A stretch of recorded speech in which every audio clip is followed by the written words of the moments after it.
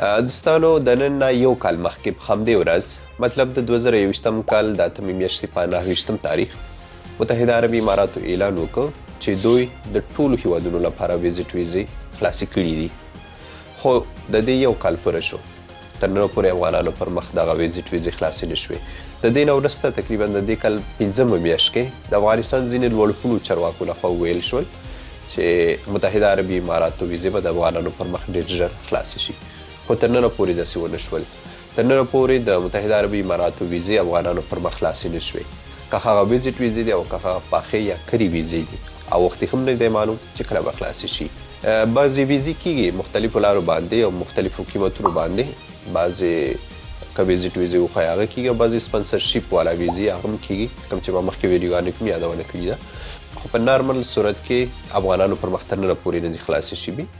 ستاسو څخه هم هیله کوم چې دې په اړه زیاتې پوښتنې مه کوئ. که کله کم نوي معلومات راغلل نو انشاءالله هغه زه درته خپروم. بعضې کسان چې احمد ټایمز پخوانۍ پاڼې دوی فالو کړې ده نو دوی کله ناکله وایي چې موږ ته ستا معلومات نه رسیږي.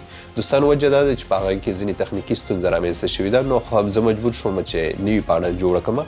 که کم چا سره دغه نوي پاڼه نه وي نو هغه در سره تعقیب کړئ، نو ټول معلومات د دې نه خپرېږي. او ستاسو څخه هم هیله کوم چې کومه ویډیو چې د احمد ټایمز نوي فیسبوک پاڼې له لارې خپرېږي نو کوښښ کوئ چې هغه شیر کړئ، خپلو ملګرو ته یې ورسوئ. سمه ده؟ مننه.